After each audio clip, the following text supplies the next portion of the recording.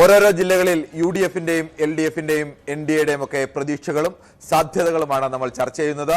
ഇന്ന് എറണാകുളം ജില്ലയാണ്. മലപ്പുറം എങ്ങനെയാണോ ലീഗിന് അതുപോലെ തന്നെയാണ് കോൺഗ്രസിനെ സംബന്ധിച്ച് എക്കാലവും എറണാകുളം ജില്ലയുള്ളത്. ഏറ്റവും കൂടുതൽ പ്രതീക്ഷ നൽകുന്ന ഘടകവും കോൺഗ്രസിന് എറണാകുളത്ത് ഒരു സമ്പൂർണ്ണ വിജയം എന്നുള്ളത് തന്നെയാണ്. 14 നിയമസഭാ മണ്ഡലങ്ങൾ അടങ്ങിയ എറണാകുളം ജില്ലയിൽ 2006 ഒഴികെ 2001-ലായാലും 2016-ലായാലും 2021-ലായാലും UDFന് വ്യക്തമായ മേൽക്കൈയുള്ള ജില്ല തന്നെയാണ്. ജില്ലാ പഞ്ചായത്ത് തദ്ദേശ തെരഞ്ഞെടുപ്പിലടക്കം അല്ലെങ്കിൽ ലോക്സഭാ തെരഞ്ഞെടുപ്പിലടക്കം UDFന്റെ അതിശക്തമായ മേൽക്കൈയുള്ള ജില്ലയാണ്.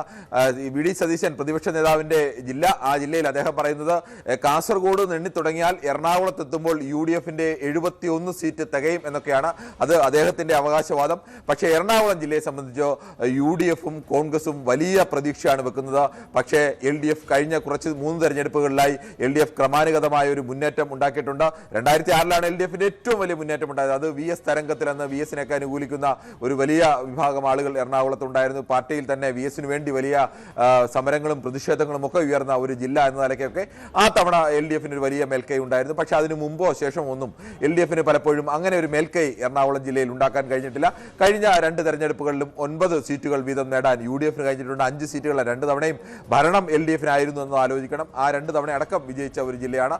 നമുക്ക് എറണാകുളം ജില്ലയിൽ UDF ഏതൊക്കെ മണ്ഡലങ്ങളാണ് ഉറപ്പ് കാണുന്നത്, ഏതൊക്കെയാണ് സാധ്യത കാണുന്നത്, ഏതൊക്കെയാണ് അവർക്ക് പ്രതീക്ഷയില്ലാത്തത്, അങ്ങനെ 3 മുന്നണികളുടെയും പ്രതീക്ഷകളും സാധ്യതകളും ഉറപ്പില്ലാത്ത മണ്ഡലങ്ങളും വിശദമായി തന്നെ നമുക്ക് പരിശോധിക്കാം. നമുക്ക് ആദ്യം 14 നിയമസഭാ മണ്ഡലങ്ങളാണ് ആകെ എറണാകുളത്തുള്ളത്.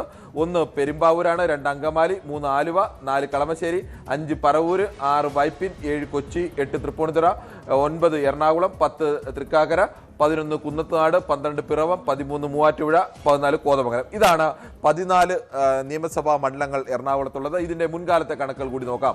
നമുക്ക് 2001-ലെ കണക്ക് നോക്കിയാൽ 2001-ൽ LDFന് ഒരൊറ്റ സീറ്റ് മാത്രമാണ്, പെരുമ്പാവൂർ സീറ്റ് മാത്രമാണ് ലഭിച്ചത്. അന്ന് ഈ 14-ൽ 13 സീറ്റ് ലഭിച്ചു. 2001 ആലോചിക്കണം. 2001-ൽ AK ആന്റണി മന്ത്രിസഭ വരുമ്പോൾ 99+1 ഒരു കഴക്കൂട്ടത്തെ വിമതനടക്കം 100 സീറ്റുകളോടുകൂടി അധികാരത്തിലെത്തിയ സമയത്ത് എറണാകുളം ആയിരുന്നു ഏറ്റവും കരുത്തോടുകൂടി UDFനൊപ്പം